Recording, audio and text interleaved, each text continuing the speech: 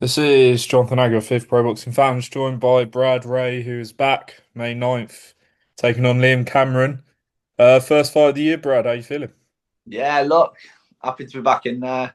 Happy to be back in big fights, on TV, fighting for titles, on massive shows in my hometown. I can't complain, really, can I?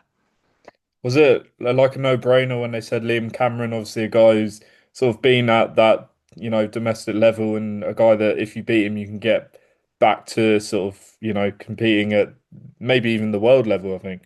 Yeah, look, it's a great fight for me. It's I think stylistically it's a great fight. It's one of the best fights you could probably put together in that division. He's a champion, carries the title. It's another opportunity for me to pick up a title, and like I say, beating Liam will really push me forward and push me in the mix. So yeah, look, it was a bit of a no brainer. Top 15, he is with the WBA. So a win over him. Do you feel like this is must win at this point? Yeah, definitely. I can't afford to have two losses on the bounce at this stage. Because then I feel like I feel like the type of fighter I am. With my style and you know where I'm from, I am in fun, fan friendly fights, and I do sell tickets well, and I feel like rack up a few wins, and I can really try and build that fan base in Manchester, and you know people will get behind me, but if I pick up another loss now, that's two on the bounce, and it's a long, long road back from there. It's very difficult. I'm just going to be an opponent there for the next few years in the away corner, and don't get me wrong, it can be done. You know what I mean? But it's a long road back from there, and I'm not going to put myself in that position. When you look back on the Lyndon Arthur fight, obviously you dropped him, had success. How do you look back on that? Obviously, it didn't go your way, but yeah, what's your thoughts on it?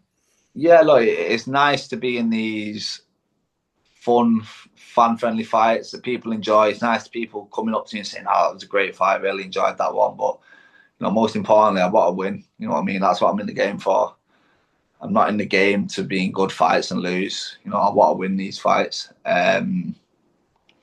So yeah, like, it was tough. It was difficult, but it was a massive, massive learning fight for me.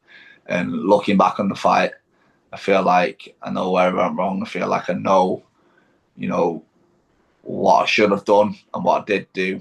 Two very different things. And yeah, we've tried to put things right. Tried to put things right in this camp, and hopefully, I'm going to show people what I can do on the 9th of May.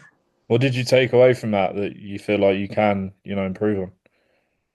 I feel like the main factor was just experience. Lyndon, he used his experience well. He's been in there at that level, at the top level, and I'd had one 12-round fight before that. And yeah, look, he navigated them rocky patches early on very well, and I think he had a plan, and I think he executed this plan very well. You know, in another universe, you know what I mean. I could have landed that left hook and then slower, and he never would have got up, and I wouldn't be the fighter I am today because I wouldn't have learned the lessons that I learned from that loss. It would have just been, I'm the next best thing. What a shot! What a knockout! This and that. Whereas with the fight going the way it went, I've sat down, I've looked back, I've seen where I went wrong, and for me, I'm a better fighter now because of it. Do you think, you can knock out Cameron? He's obviously lost to Ben Whitaker by knockout. That's the only knockout loss, but do you think that you can make it too? I feel like I can knock any light heavyweight in the world out if I hit him right. I really do. I know I'm not really known as a puncher, but I know how hard I can hit, and I know if I land the right shot at the right time, I know I can hurt anyone in front of me. And that's the type of fighter I am. Like, I say it all the time, but before I'm a boxer, I'm a boxing fan. Like, I just sit at home watching boxing the weekends and watching any show. The other weekend I done a show on Friday, a show on Saturday, a show on Sunday. Like, you know what I mean? I love it. I love it. I'm very lucky that my passion is also my job. You know what I mean? I'm very lucky in the position I'm in. But yeah, look, I know what boxing fans want to see. And I know what puts bums on seats. It's knockouts, it's stoppages. So anyone who's facing me across the ring, I'm trying to knock you out at the end of the day. It's the aim of the game. Um, and look, that's just, it's not, I don't do it out of malice or, not a bad guy. I don't want to hurt anyone, but that's the aim of the game at the end of the day. And I know that's what people get excited about. So for me, that's what I try and do in every fight. On Whitaker, do you see a way that you fight him? Do you think that's a fight for you in the future? Uh, Whitaker, Ben Whitaker, yeah. any of them light heavyweights, in that domestic scene, because there's so many of them, so many good fights that can be made, and I think I've shown in the past few years, like I'm not one to turn down a fight. You know what I mean? If the phone rings, I'm gonna say yes, and yeah, look, this is what I want. I want to be in this mix. So many good fights to be made, and I want to be in the mix, and I want to be fighting the best. And I think Liam Cameron's in that mix, and if I beat Liam Cameron, it then pushes me on. And there's other big fights that can be made. There's other big titles that I can fight for. And yeah, look, I just want to be in these types of fights in the position that I'm in now. Is that kind of what you've been told by Queensbury? If you beat Cameron, that you can push on to these obviously the Cameron's a big name domestically as well, but other big names as well. Well, I think it goes without saying. I think it was one of the main things that when I signed with Queensbury, why I was so excited because I want to be in this mix. You know what I mean? And they had all these top light heavyweights, and I just knew there was going to be good fights for me there. Um, so yeah, look, I think you see a lot in boxing today. Fighters kind of navigate round this level, this domestic level. British title fights, these types of fights, and like I am not that fighter. I don't want to do that. I want to go and earn my stripes in these fights and prove that I'm the best, and then move on. And the good thing is, I think all these other lads in the same position as me, all these other light heavyweights, they all have the same mentality. You know what I mean? They don't want easy fights. Everyone wants to prove they're the best out of the bunch. We all believe that we're the best, Mm. but you've got to go out and prove it. There's no point writing it on Twitter or saying it in an interview. You've got to go and prove it. And there's only one way to do that, and that's all fight each other. And for me, like it's good because all these lads seem to have the same mentality. Everyone wants to get in the mix, whether it's your Camerons or your Edmondsons or what I mean. Everyone wants to fight each other. So there's so many good fights to make.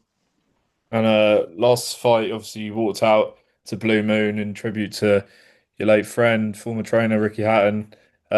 Just tell us how what that moment meant to yourself, and is that gonna be sort of a theme sort of throughout your career now? Yeah, look, it was tough at the time because it was very fresh with Rick, and it was like leading up to the fight. It was not a lot of pressure, but it was a talking point. You know what I mean? And I didn't really want it as a talking point. I just wanted to talk about the fight, but Rick's left an impression on so many people that it's hard not to talk about him, and it's hard not to, kind of carry that flag. And I wanted to do him proud. I said it a lot of time. I wanted to do him proud, and although I didn't get the job done, I think he would have been proud of the performance. And afterwards, I probably would have got a few sly little digs about getting beat by a United fan or whatever. But yeah, look, it's not just from that last fight. You know what I mean? I want to carry on, and I want to do him proud for the rest of my career because we did speak a couple of times, and he believed in me. He believed that I was good enough to get to that level and get to the top of the game. And he said to me a few times, I started out where you are. I started out these 5 o'clock undercards in front of 200 people. This is where I was fighting. There's no reason why you can't go on to do what I do. And it was nice to know that, we did have that belief. So, look, that it wasn't just a one fight thing, me wanting to do him proud and make him proud because it was fresh. Every fight I'm in now, I'm going to try and do him proud, and I'm gonna push on. Just lastly, you're obviously a big City fan, as you like alluded to. The City, City got behind Ricky Hatton. Do you think, you win this fight, you can get a bit more support from City itself as well. Yeah, of course. Like I have a good few Blues that come. I'm actually a Stretford lad, so the majority of lads that come and watch me are all United fans. All my mates are United fans. Like all my closest friends, all Stretford, in Trafford. Like they're all big Reds. So yeah, I'm the odd one out. All right, But let me put it this way: if you could have one City player to walk you out, who would you choose? well, you know what my favourite player is, and he's going me. I'm absolutely heartbroken. Bernardo Silva. But what a guy, honestly. I love him to bits. I love him to bits. But I think when he goes, Shaky's on the fast track to number one, man. What a kid he is. Yeah, pains me to accept that after the result the other day. But anyway, so yeah, maybe one of Cherky or Bernardo Silva can walk you out of the co-op. I wouldn't say no. Great stuff. Well, May 9th, you're on obviously a huge Carl Wardley Dubois. Finally, what's your prediction for that fight? You know what? I know it's against the grain a little bit, but I'm not betting against Fabio. I know Fabio a long time, and I really get on with him, and I'm so buzzing to see how well he's doing because he works his ass off, and this is probably his toughest fight to date. But you just can't bet against that man. You can't bet against him. He's just got that in him. Got that dog in him, and I think he might have to kind of navigate a few sticky patches early on. Um, but I think if he can take Dubois' best shot, still be in front of him, Hmm. push him and press him, and I think Dubois could get a bit disheartened and getting into that second half of the fight. You're in Fabio's territory there, and yeah, I think he could break him a little bit, but it's a big if. It's a big if for me taking them shots and still being there while surviving them early rounds because for me, Dubois is probably one of the most dangerous heavyweights out there. Um, Gonna have to be switched on, but do I think he can do it? 100%. Cool. Brad, best of luck. Liam Cameron, May 9th. And yeah, tune in obviously on DAZN or be there. Co-op live. Top man, thank you very much.